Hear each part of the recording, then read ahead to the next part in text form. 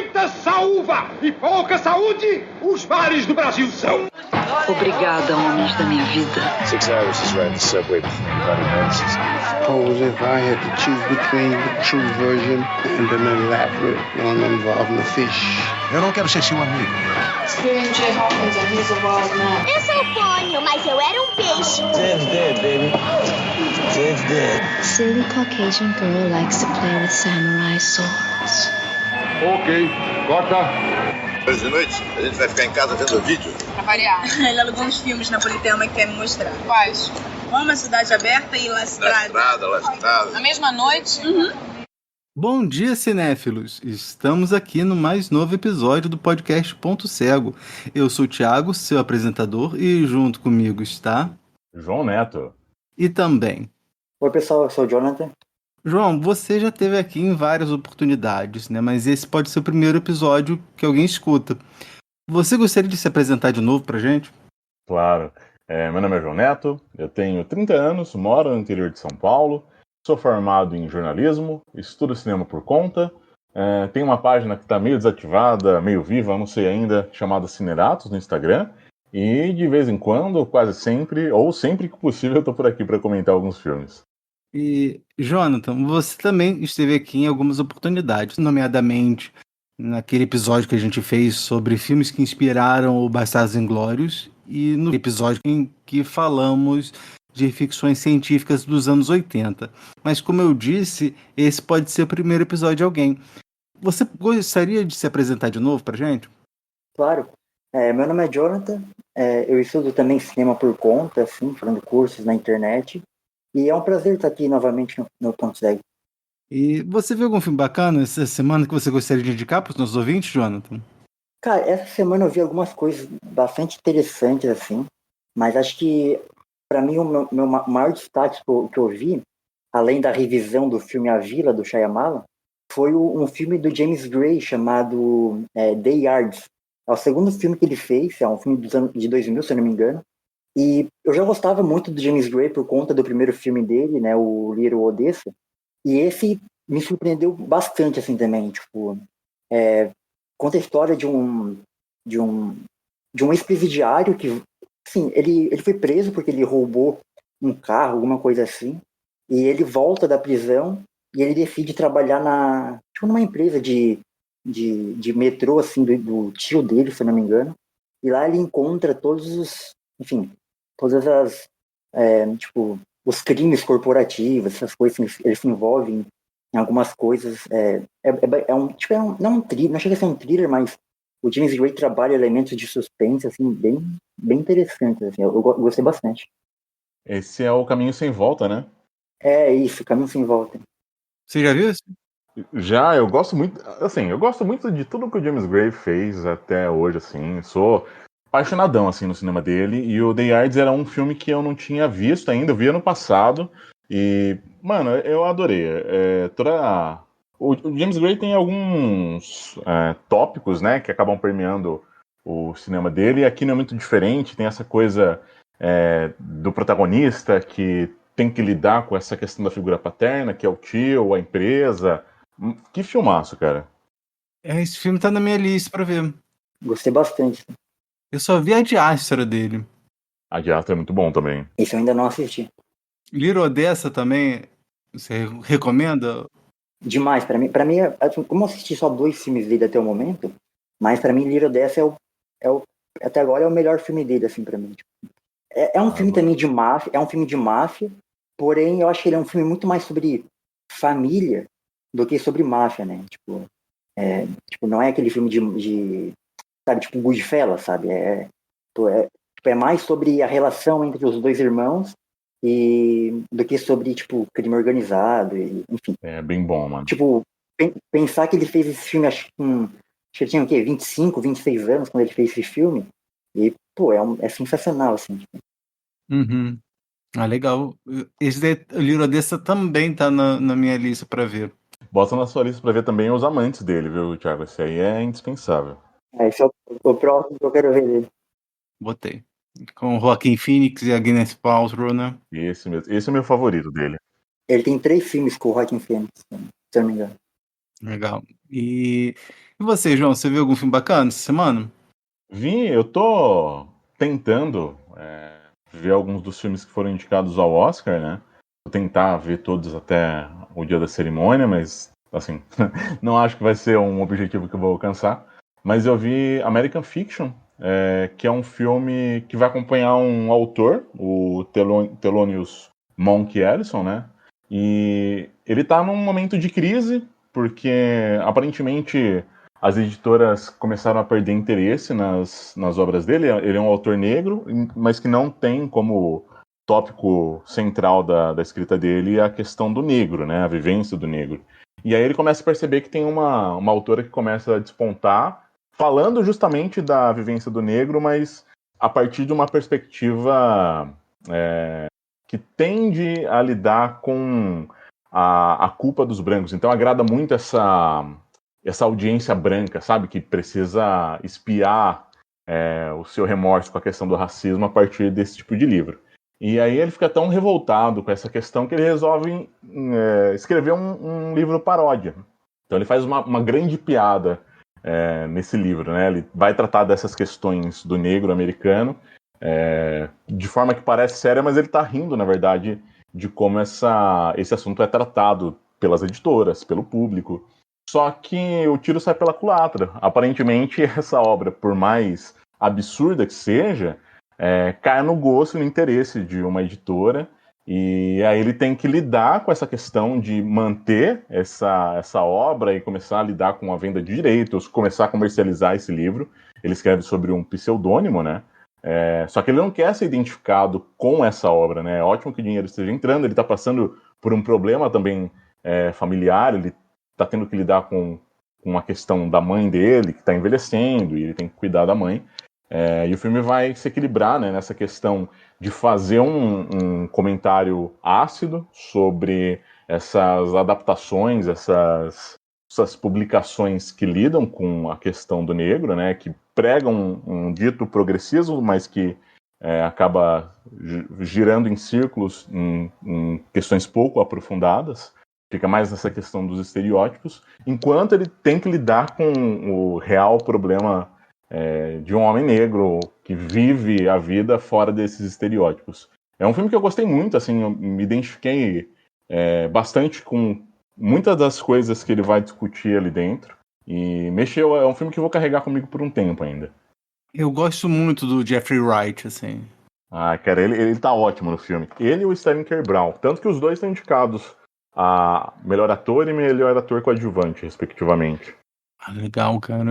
Eu tenho que tomar uma vergonha na cara e começar a assistir os filmes do Oscar, porque tem estado complicado. Esse vale muito, viu, Thiago? Ainda não estreou aqui no Brasil, mas já tá nas locadoras piratas por aí. É facinho de achar. Entendi. Vamos falar do tema da semana. Seguindo, né, o que a gente já começou agora em fevereiro, né, a gente vai falar sobre ficção científica, né? A gente já falou de filmes de ficção científica dos anos 80, né, com a participação do Jonathan e do Daniel. E semana passada a gente foi falar de ficção científica dos anos 50. E aí hoje a gente vai falar sobre ficção científica, mas não no tempo, mas sim num ponto geográfico. Quer dizer, um ponto geográfico num tempo também, né? Porque a gente vai falar sobre filmes de ficção científica feitos, né, no subgênero, que se pode falar assim, do Exploitation, né? O que é o Exploitation? Exploitation são filmes exploitation, filmes apelativos feitos na Austrália. Eu lembro que eu já fiz até um episódio sobre isso lá em 2019, e eu falo nesse episódio, né, que em abril daquele ano eu tava voltando de um curso com o Marcelo Miller, né, que a gente pegava metrô junto, e aí o Marcelo Miller me falou, né, desse subgênero, né? E aí ele me indicou 2 filmes, né? Um é o Drive-In da Morte e o outro era um documentário sobre esse subgênero, né? O nome desse documentário em português é Além de Hollywood, o melhor do cinema australiano, né? E o título original era diferente, é Not Quite Hollywood, The Wild Untold Story of Ozploitation, né? E o filme é dirigido pelo Mark Hartley, né? Que fez 2 outros filmes em sequência ótimos também, que é O Ataque das Mulheres Assassinas, que é um filme sobre... É um documentário sobre os filmes que o Roger Corman produziu lá nas Filipinas. E o Electric Boogaloo, The Wild Untold Story of Cannon Films, né? Sobre a Cannon Group, né? Que a gente falou no episódio dos anos 80, né? Porque o Força Sinistra é da Cannon, não é isso, o Jonathan? Sim. Inclusive a Canon nos anos 80. Pois é. E bem, esse documentário, né, o Not Quite Hollywood, ele tem entrevistas com o Brian Trenchard Smith, né, com o George Miller, com o Roger Ward, com o Dennis Hopper, com o Quentin Tarantino e o James Wan, né?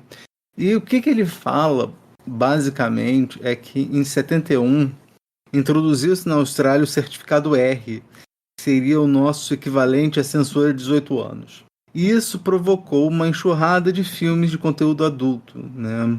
Você começa a notar o aparecimento de sexploitation, de filmes de terror, de ação, né? E o título mais famoso do Ozploitation é o Mad Max, que lançou o George Miller e o Mel Gibson, né, no olhar internacional, né? Quando a gente fala de Ozploitation, melhor, de cinema australiano, o que vocês pensam? Eu acho que o Mad Max talvez seja realmente a grande sensação do cinema australiano para mim. Na real, assim, acho que eu tenho uma relação mais recente com o cinema australiano. Tem alguns filmes de horror que foram feitos lá. Babadook é um filme de horror australiano que eu lembro de ter gostado muito quando eu vi, lá em 2014. E acho que foi meio que a porta de entrada. Obviamente, tinha visto Mad Max antes, né? Mas acho que eu tenho uma ligação maior com esses filmes mais recentes que focam, né, no cinema de horror na Austrália. Tem aquele Wolf Creek também, né? Sim. Esse mesmo. E o Wolf Creek tem que é aquele Loved Ones, que em português se chama Os Entes Queridos. Ah, sim. E você, Jonathan, quando a gente fala em cinema australiano, o que você pensa? Bom, eu não tenho um contato tão grande assim com o cinema australiano. Engraçado, porque a Austrália, normalmente quando a gente pensa na Austrália, a gente pensa lá em animais gigantes, umas bizarrices, assim, porque a Austrália é praticamente um grande deserto, né? Tipo, então gera essa certa estranheza, assim. E acho que com o cinema também, assim. Provavelmente o meu primeiro contato com o cinema australiano também tenha sido Mad Max, mas eu assisti há muito tempo. E depois de um tempo, eu assisti o Wolf Creek, que a gente citou agora. Eu lembro de ter gostado bastante, assim. Eu vi só os dois primeiros, se não me engano, tem um terceiro também. Mas o primeiro filme eu gosto bastante, assim. Eu acho que ele é um horror bem... Tipo, hoje em dia que a gente vive nesse, entre aspas, pós-horror, né? Tudo tem que ser pós-horror. Tipo, um horror bem, bem frontal, assim, bem direto. Acho que faz um pouco de falta e eu acho que o Wolf Creek faz isso muito bem, assim. Então, acho que tipo, o Richard Franklin, então, um diretor australiano, tem um filme dele que eu queria muito ver, que acho que é Road Games, que é um filme também, acho que é dessa época do Ozploitation, mas o único filme que eu vi dele foi o Psicose 2, que eu gosto muito, mas não é australiano, né? Mas acho que minha relação com o cinema australiano é isso. Mad Max, Wolf Creek, o próprio Babadook, e é isso. Tem um filme de terror também, de 2008, chamado Lake Mungo, que eu assisti ano passado. Eu lembro que eu assisti esse filme de madrugada, assim, foi uma das paradas mais aterrorizantes que eu vi, assim. Eu gosto bastante. Lake Mungo. O nome do diretor é Joel Anderson. Ele é um falso documentário sobre um assassinato de uma de uma garota, e então meio que o filme vai entrevistando os pais dessa garota que morreu, né, para saber o que aconteceu com ela, assim. E enfim, eu gosto bastante, assim, me aterrorizou bastante. É Lake Mungo o nome, 2008 o filme. Não, você falou do Road Games, e Road Games eu acho muito legal, assim. É um filme, é como se fosse uma versão um remake do Janela Indiscreta, né, se ele fosse ambientado numa autoestrada, né? E aí as janelas, na verdade, que o Jeffries, né, bisbilhota, né, são os carros que passam, né? E tem o Stacy Keach, né, a Jamie Lee Curtis, né, que estão ótimos nesse filme. O que o Richard Franklin vai falar é que quando você pega a autoestrada, né, você vai fazer um longo percurso, né, e acaba você conhecendo as pessoas, né, que estão fazendo esse percurso também, né? Às vezes você passa por eles, às vezes eles passam, né? E aí quando você para almoçar, você acaba encontrando com eles, né? Então o Richard Franklin falava que isso daí cria uma espécie de uma comunidade, né? E nesse filme aí vamos supor que uma dessas pessoas é um assassino que está matando mulheres. Cara. Inclusive, o Richard Franklin era um obcecado pelo Hitchcock, assim. Tanto que eu acho que ele ter dirigido Psicose 2 foi uma escolha bastante assertiva, assim, porque é alguém que ama o diretor, né, o Hitchcock, ama o Psicose original e fez uma carta de amor ao original. Né? Uhum. E ele fez Patrick também, né? Patrick aquele filme em que tem um cara que está em coma e aí ele tem poderes telecinéticos e o único movimento que ele faz é ele cuspir nas pessoas, né? É igual aquilo que o Tarantino fez no Kill Bill 1, né? Até ele tá nesse documentário, ele fala, né, que ele queria que uma turma ficasse de olho aberto, assim. Aí ela falou assim, não vou ficar de olho aberto, não é verossímil. Cara, nunca tinha parado para pensar se fosse verossímil ou não. Eu só queria, porque o Richard Franklin fez, eu queria fazer também.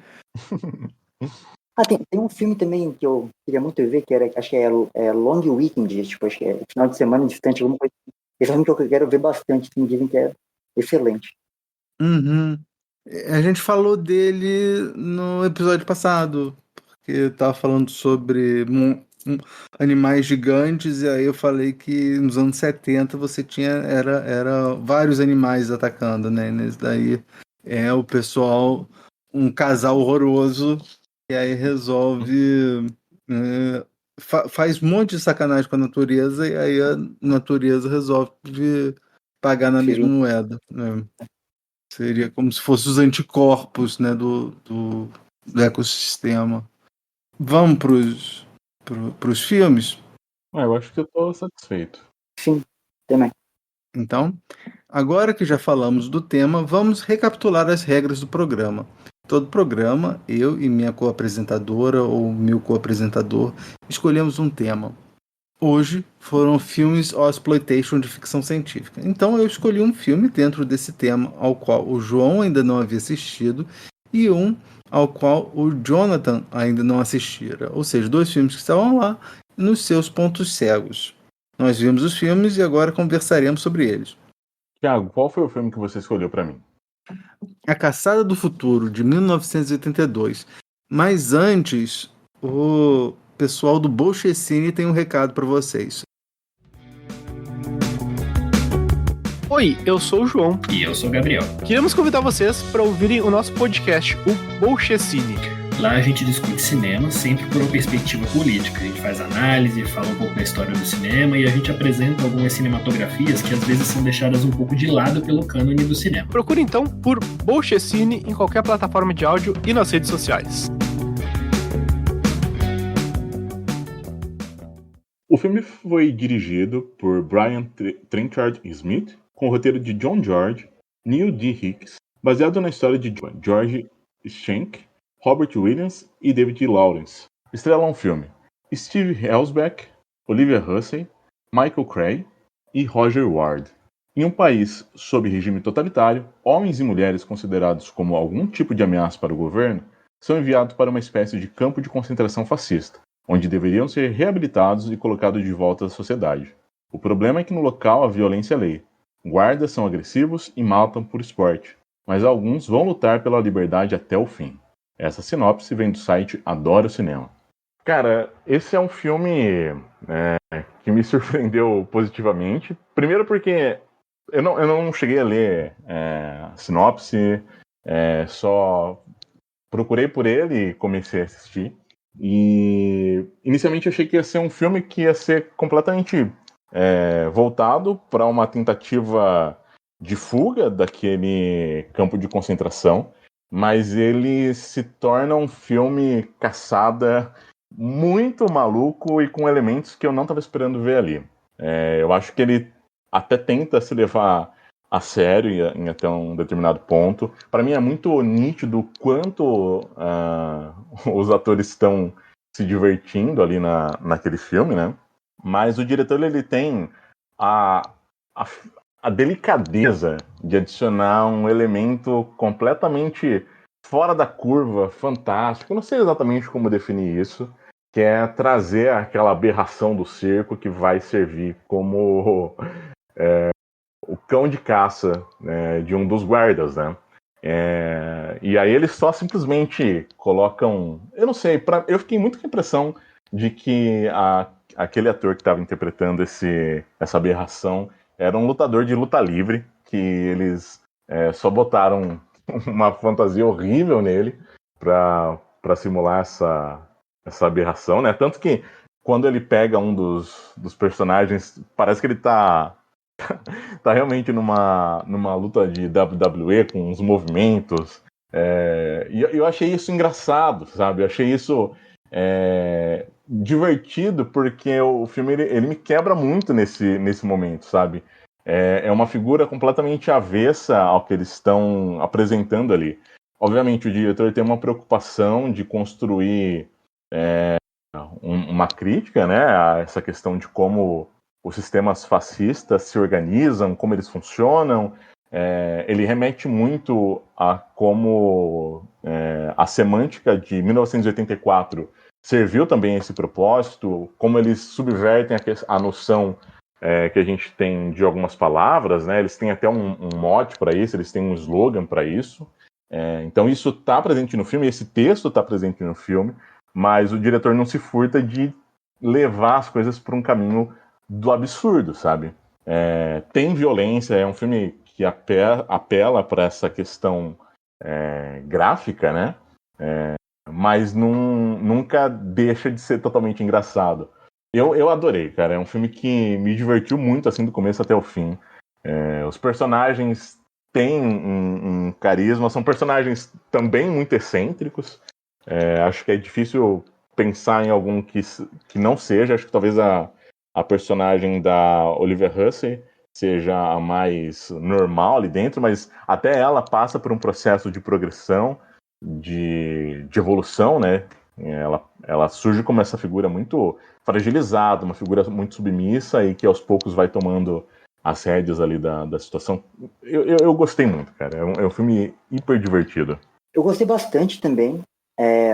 Eu acho que é um filme também.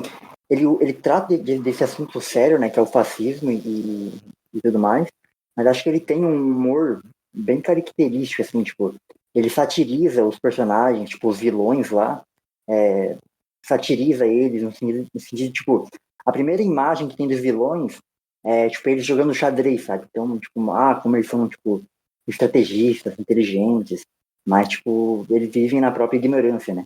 E também é interessante como, tipo, como o João comentou, o filme ele tem essa violência bem gráfica. Eu acho que isso é também, obviamente, né, uma crítica a todo o sadismo, psicopatia fascista, sabe? Tipo, acho que o filme ele é bem direto, assim, na crítica que ele quer apontar, assim. Ele não perde tempo deixando as coisas em subtexto. Pelo contrário, ele é bem, tipo, bem direto mesmo.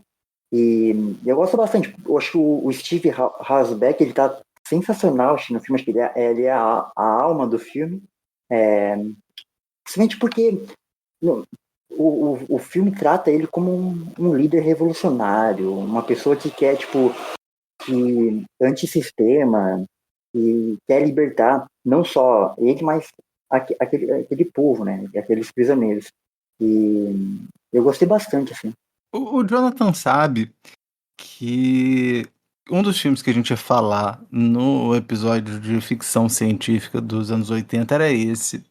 Mas como o Daniel falou assim, não, eu lembrei de outro, né? Ele já tinha escolhido o Força Sinistra, ele falou assim, não, a gente podia ver também o Inimigo Meu.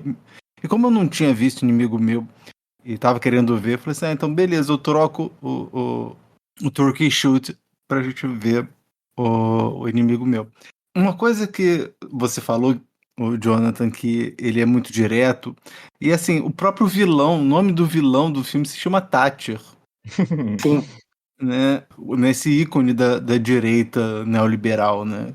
Um outro personagem, ele chama Ritter, tipo, só que com R, né? Eu percebi.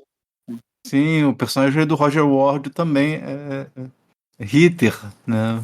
Para responder a sua indagação, João, o Steve Rackman, que faz o Alf, era um lutador de luta livre. É mesmo, cara? Ah, então tava certo.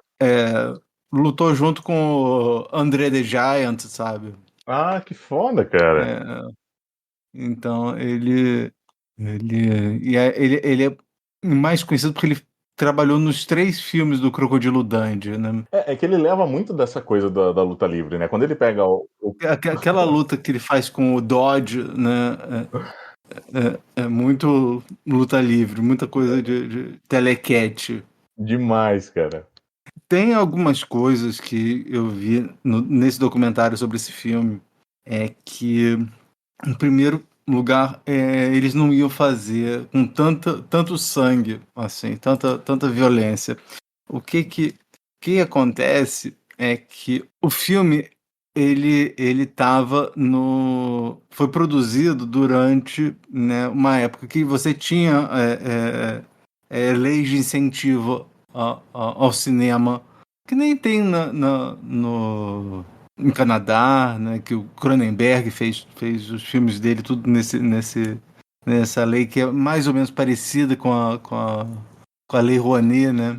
Porque o pessoal acha que Lei Rouanet é invenção brasileira, mas não, né? Em todos os países do mundo tem isso de incentivo ao cinema, né? E aí ele conseguiu dinheiro para fazer o filme, mas quando ele foi mostrar para os investidores, o pessoal não se entusiasmou muito com o filme, e aí acabou saindo, e assim ele perdeu, acho que era metade do orçamento, sabe?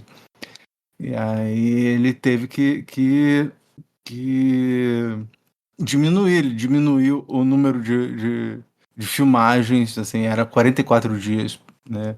Ele cortou para 28, e o número de extras também acho que eram 500 extras, ele cortou para 70. E também ele falou que os efeitos especiais também, ele teve que cortar alguma coisa dos efeitos especiais, e aí ele acabou usando, né, uma quantidade, né, bem estilo do Fult, né, de sangue, né, porque ele falava que sangue é barato. Ele tem muito cara de filme barato, né? Uhum. Não parece ser um super investimento. E uma coisa que eles falam no filme, acho que foi até o Roger Ward que fala, que vocês lembram da cena em que eles estão na praia e aí eles estão sendo perseguidos pelo Ritter, né, pelo Roger Ward, e aí ela vai e corta as mãos dele? Sim, sim. A Olivia Hussey. Então, pelo que o Roger Ward conta, quem estava dirigindo essa cena era o David Hemmings, né, que ele trabalhou como produtor executivo e também em algumas cenas de segunda unidade. E aí ela tava para cortar a mão dele, do Roger Ward, aí o David Hemmings falou assim, corta! E aí ela achou que era para cortar. Cara, eu olho pro Ward, eu lembro do Sargento Pincel, e depois disso agora é muita coisa de os Trapalhões mesmo, né? O David Hemmings fala assim, corta, aí ela vai... Mete a knife na mão do rapaz. Por centímetros ele não acaba não perdendo a mão também. Olha, é um filme realmente dedicado ao realismo, né? Uma outra coisa que eu lembro que eu estava conversando mais tarde, num outro curso que eu estava fazendo com o Marcelo, eu falando, né? Não, poxa, eu vi os filmes que você me indicou, procurei, fui ver mais coisas de exploitation. E aí ele me contou uma coisa. Ele me contou que ele entrevistou o Kleber Mendonça Filho, e o Kleber Mendonça Filho disse que os filmes de exploitation, né, serviram de inspiração para Bacurau. Além do John Carpenter, óbvio, né, que a escola municipal João Carpinteiro, mas aí quando ele falou isso, e quando eu fui ver o Bacurau, eu notei uma certa semelhança com esse filme, né? Tem muita. Ele faz muita reverência, né, ao filme e ao modo como ele vai construindo a narrativa, a ação. Tem muita coisa que realmente se assemelha ali. Aquilo de pessoal rico caçando, né, os outros. Um outro filme que eu acabei lembrando, cara, foi O Alvo, do John Woo também. Que a hora que começou a parada da perseguição, eu lembrei muito. É um filme com o Jean-Claude Van Damme, né? E que também tem essa coisa de uma elite rica que paga pra perseguir alguns pobres. É bem legal também. Tem um filme, eu acho que o primeiro filme que fala isso foi aquele Zaroff, O Caçador de Vidas. Em inglês é The Most Dangerous Game, que é com a Fay Wray, né? E é a história de um casal. O barco deles acaba indo para uma ilha sem querer, e aí o dono dessa ilha lá, ele falou, já tô cansado de caçar animais. E aí ele resolve caçar os dois. Essa temática de ricos caçando humanos, assim, é bastante recorrente no cinema, né? Tipo, tem aquele filme do Eli Roth, o Hostel, tem essa temática. Sim, é verdade. Tem o Mártires de 2008 também. O próprio... Eu não lembro agora, mas acho que o Round 6 tem uma pegada assim, eu acho. Eu não lembro agora se é rico. Não é ricos caçando, mas ricos o entretenimento deles serem pessoas sofrendo e etc. Né? E me lembrou bastante isso. Assim. Filmes que acabam se espelhando muito na questão do mal-estar do capitalismo tardio, né? Sadismo da elite. O próprio Battle Royale, né? Aquele filme japonês também. Até mesmo dos Jogos Vorazes, né? Fizeram um filme também, aquele A Caçada, também não tem isso? Sim, acho que de 2016, 2017, talvez. No final, tipo, como eu comentei um pouco mais cedo, que o personagem do Steve Hausbach é esse revolucionário e tudo mais, no final o filme deixa isso bem claro, né? Que, tipo, através da união e da organização coletiva deles, que eles conseguem derrubar, enfim, aquela ditadura naquele campo ali, eles conseguem a liberdade, né? Então acho que o filme ele é bem direto no que ele quer passar. O filme, em determinado momento, o Tito, né, é um dos caçadores, né, que tem esse lobisomem, né, como arma, né, que cada um deles tem uma arma, né? O secretário tem uma arma que a mulher fez para ele. A mulher tem uma besta e ela caça cavalgando, né? O Thatcher tem um sniper E o Tito, ele tem um carro, né, que é um trator, e junto com o trator ele anda com o Ralph, né? E aí tem uma hora que ele vai e saca uma bazuca do... Maravilhoso. E a partir daí, o uso de bazuca vira normal. E reparou? Todo mundo tinha bazuca. Todo mundo tem uma. Todo mundo tinha uma bazuca. Depois que o Tito ele abre o caminho usando a bazuca, todo mundo tem bazuca. Ai, caramba. E é curioso, assim, porque eu fiquei realmente na dúvida se os soldados que estavam realizando a caçada eram só ruins de mira, ou se eles estavam errando de propósito só para prolongar mais essa caçada, cara. Porque o que eles erram ali nesse filme, os personagens que eles estão caçando, não tá escrito. Eles eram do clube de tiro dos Stormtroopers do Guerra nas Estrelas. Eles fizeram escola, cara. Fizeram escola ali, eram companheiros. Mas é muito divertido, cara. O fato de, no final, o próprio governo bombardear aquele acampamento inteiro, destruir e fazer todo o trabalho dos revolucionários é maravilhoso, cara. Porque o Thatcher morre de uma forma bem gráfica, né? E aí o governo resolve explodir tudo, né? Acabou, não existe mais centro de detenção para eles e é um novo começo pros revolucionários. Que agora estão armados, hein?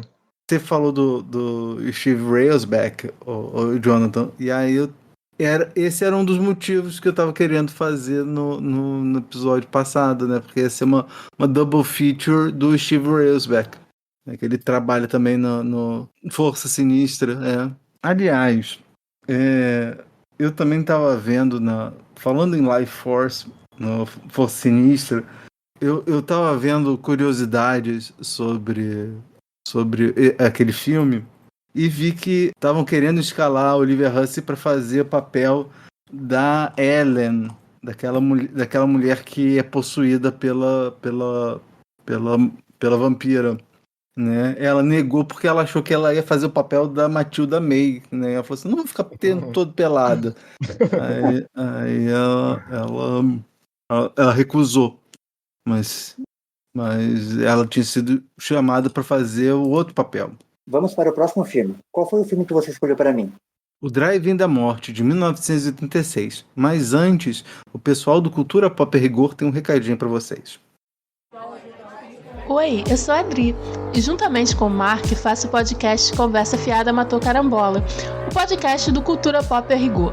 No CFMC falamos de cinema, música e muitas aleatoriedades. No CFMC no cinema, dissecamos filmes sempre com boas doses de senso de humor e sarcasmo. Seja bem-vindo ou bem-vinda e não deixe de acessar o nosso site culturapoprigor.com.br.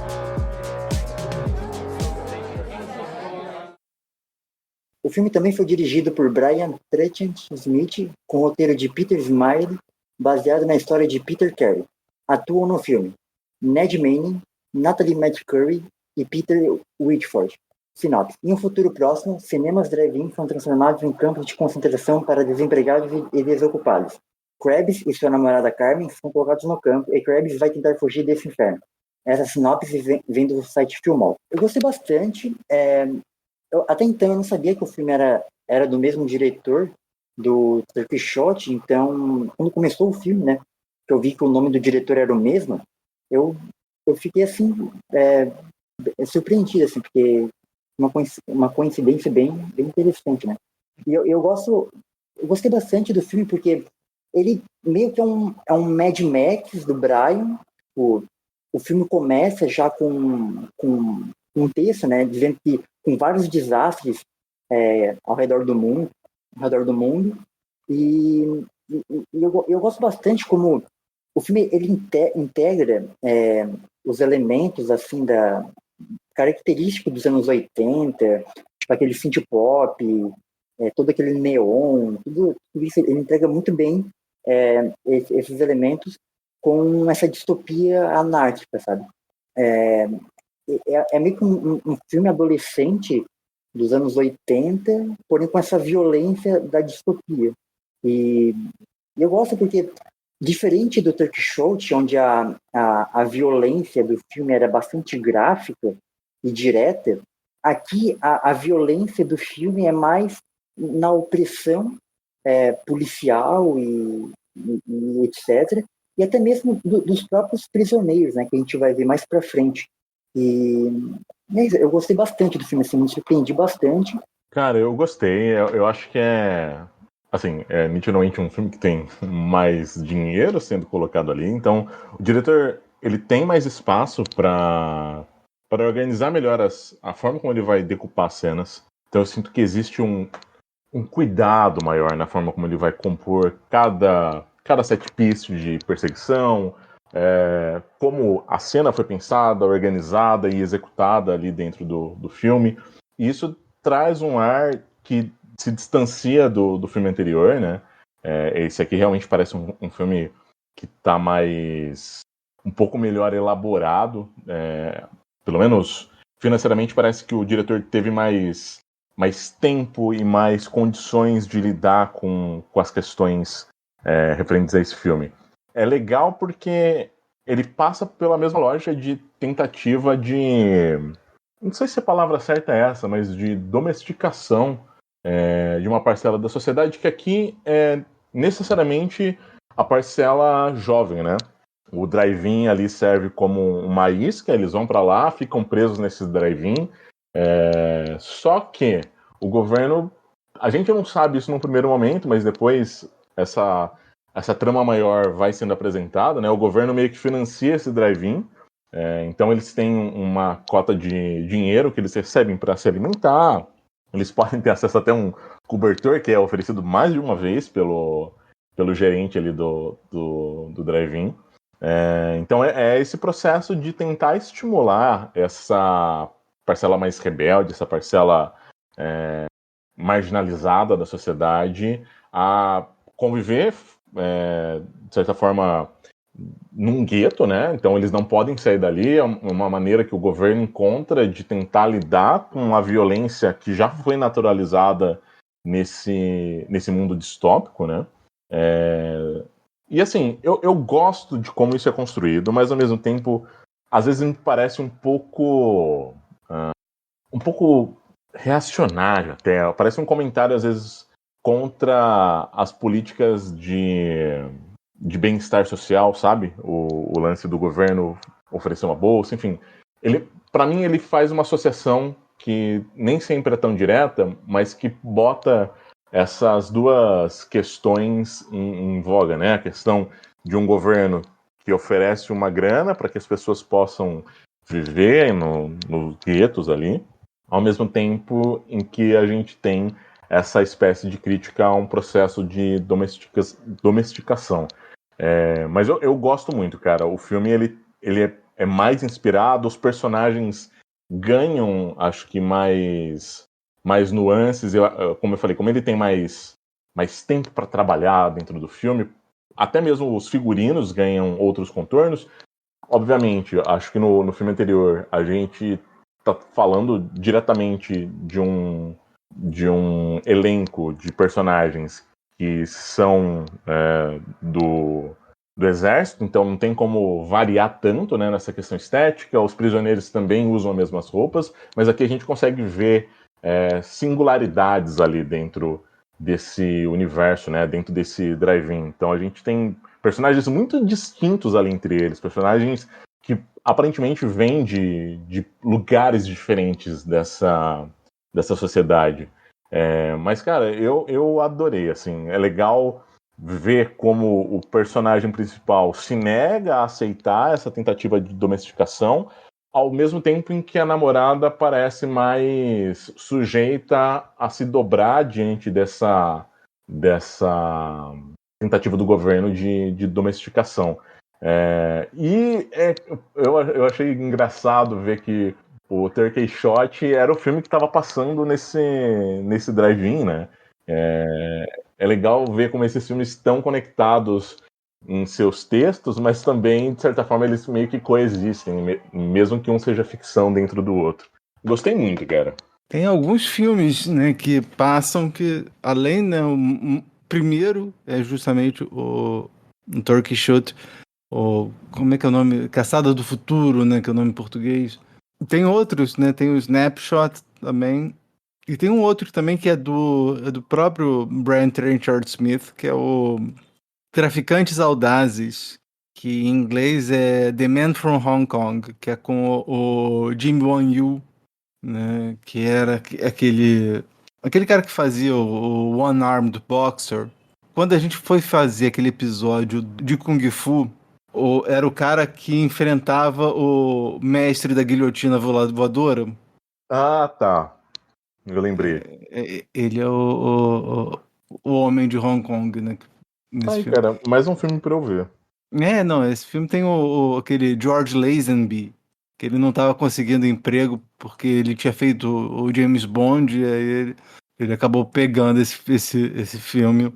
Outra coisa que me chamou atenção, provavelmente não chamou atenção de vocês porque vocês são mais novos, é que o primeiro desastre que tem no começo do filme é o de Sydney, né, em 26 de janeiro de 1988, né, durante a celebração do bicentenário, né, você tem o tumulto das rochas, né, e aí depois, logo em seguida, você tem em Tahiti, né, 3 de dezembro de 1988, né, o atol de Mururoa é destruído por um acidente nuclear. E aí eu lembrei, cara, isso aí me levou a 1995, que a França tá fazendo testes nucleares lá no atol de Mururoa, né? Eu lembro que causou uma grande celeuma naquela época. E esse filme já tava prevendo, né? E uma outra coisa que me chamou a atenção, que eu tava pensando, que uma coisa que pode ter servido para marcar eles como indesejáveis, né, para ficarem no drive-in, é porque na hora do bilhete, na hora que eles vão comprar os ingressos, eles pedem ingresso para desempregados, né? É verdade. Talvez isso marque que eles podem ficar presos lá no drive-in, né? E o drive-in ele acaba tendo uma própria micro-sociedade, né? Você tem as mulheres vão cuidam uma da outra, né? Cortam o cabelo, fazem os penteados. Os homens têm aquela gangue meio esquisita que você acaba sem saber muito bem qual é a deles, né? Sim. Porque assim, eles não são assim iguais ao pessoal lá do Mad Max, né? Porque no pessoal do Mad Max, né, eles são bem arrumados e tal.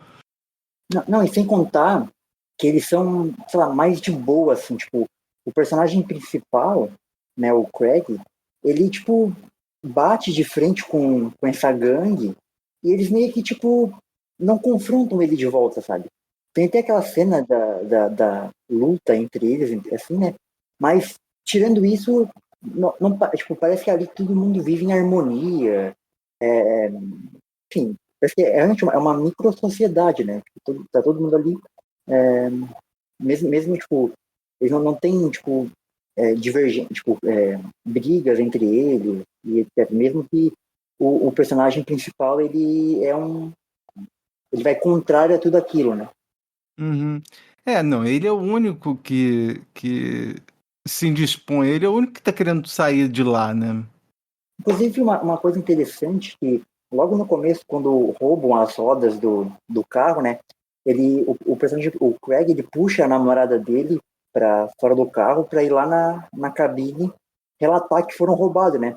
E a personagem da namorada fala que ela quer ficar para ver o final de Turkey Shot, que é justamente quando eles se libertam daquela prisão fascista, né? E mais para frente, ela não quer sair do drive-in mesmo, ela não tanto nas mesmas condições, no sentido de violência, mas presa igual os personagens do Turkey Shot, né? Então, ela acaba não vendo o final do Turkey Shot e não tem a mesma liberdade que eles têm no final, né? Então, o que começa a criar conflito lá nessa micro-sociedade foi que o governo começou a levar asiáticos, né, vietnamitas, eu acho, né? E aí começou a inflamar um sentimento de racismo, né, de todo mundo, exceto o Krabs. Por isso que eu até comentei que essa violência do filme não está na parte mais violenta no sentido literal, né, de agressão e etc. Mas a violência no filme também está nessa opressão dos próprios prisioneiros, né? Porque cometem essa violência contra os vietnamitas, os asiáticos. Inclusive, o filme ele é até bastante literal nesse sentido, porque tem um dos membros da gangue lá até fala isso, né? Que após a sessão da meia-noite, a gente vai se organizar na reunião da raça branca, alguma coisa assim que ele fala. E é literalmente eles têm literalmente esse sentimento de serem superiores aos asiáticos, né? E isso acaba não tendo resolução, né? Nada tem resolução, porque ele acaba conseguindo fugir, né? Sozinho. Uhum. Que é o único que iria sair, e aí ele consegue. Vamos agora falar sobre streaming no quadro. Tem na Netflix? Tem na Netflix? Tem no Netflix? Tem na Netflix? Tem na Netflix? Tem na Netflix? Tem na Netflix. Então, João, que filme você viu recentemente em alguma plataforma de streaming? Cara, eu não tenho visto muita coisa ultimamente, porque a minha vida tá meio corrida, o trabalho tá me tomando muito do meu tempo. Mas, assim, eu vou indicar um filme que eu adoro e tá disponível no Prime Video, que é E aí, meu irmão, cadê você? É um filme do Joel e do Ethan Coen. E é um filme que se passa durante a Depressão Americana, né? E a gente vai acompanhar 3 prisioneiros do Mississippi que vão tentar escapar da prisão. Eles até conseguem, né? É o Everett, o Delmar e o Pete. E aí eles conseguem realmente escapar da prisão e vão tentar retomar a dignidade da vida deles, né? Então eles passam por um processo ali de quase odisseia, cruzando ali os Estados Unidos para poder conseguir retomar a vida deles.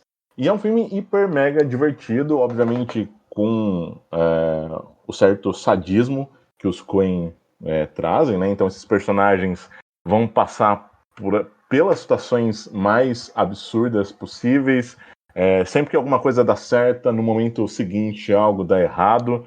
É um filme que esse eu realmente gosto muito de revisitar sempre que eu posso, porque me tira gargalhadas muito sinceras, cara. Então vale super a pena assistir. E aí, meu irmão, cadê você? Disponível no Prime Video. Eu vi esse filme quando lançou.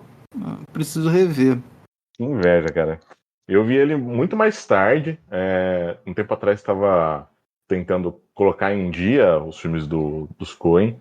E esse tem um espaço muito grande assim no meu coração. Eu adoro ele. E você, Jonathan?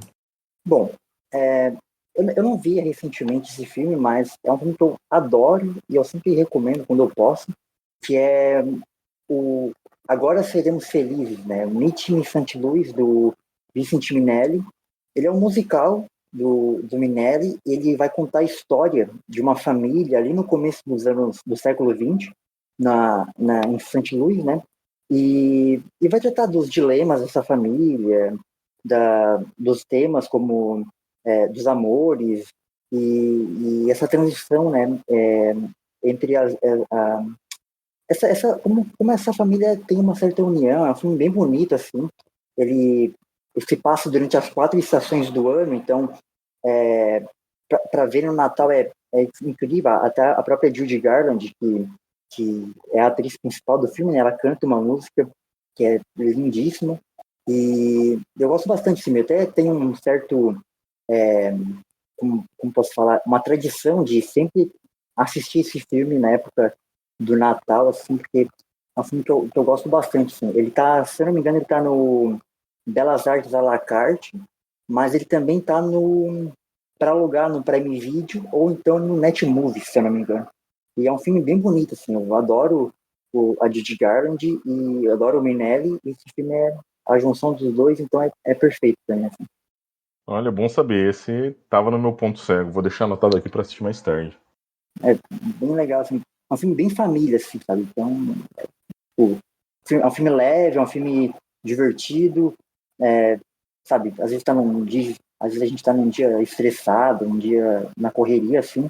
Assistir esse filme dá uma carga positiva, assim, que a gente precisa. E você tem algum meio de contato, Jonathan?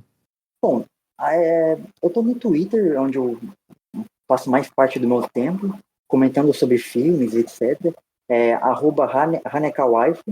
E eu também tenho um canal no YouTube, que está um pouco parado no momento, com um amigo meu, o Carlos, que é o Nova Onda, onde a gente comenta sobre filmes, e ele tem uma parte onde ele comenta sobre anime e mangá. Mas a gente até tem ideia, eu até conversei com ele recentemente, que a gente tem ideia de voltar a gravar e publicar mais coisas, porém a nossa agenda não está batendo, mas vai dar certo e a gente espera voltar em breve aí, Nova Onda. Ai, que legal, Jonathan. E você, João? Sempre. Pessoal, vocês podem me encontrar no Instagram, que é _João, _Neto, _, ou então no Twitter, que é o @João, _Neto93. Eu agradeço muito a participação do João e do Jonathan e, claro, agradeço a você que está nos ouvindo. Não se esqueça de mandar feedback para nós em podcast.cego@gmail.com. Você pode me dar um alô lá no Twitter, Thiago Miranda79. Mande sugestões, críticas, elogios e compartilhe com todo mundo, pois quando se trata de cinema, todo mundo tem um ponto cego. Da Rua Pareto, eu sou o Thiago. De Jaú, eu sou o João Neto. De Criciúma, eu sou o Jonathan. E este foi o podcast Ponto Cego.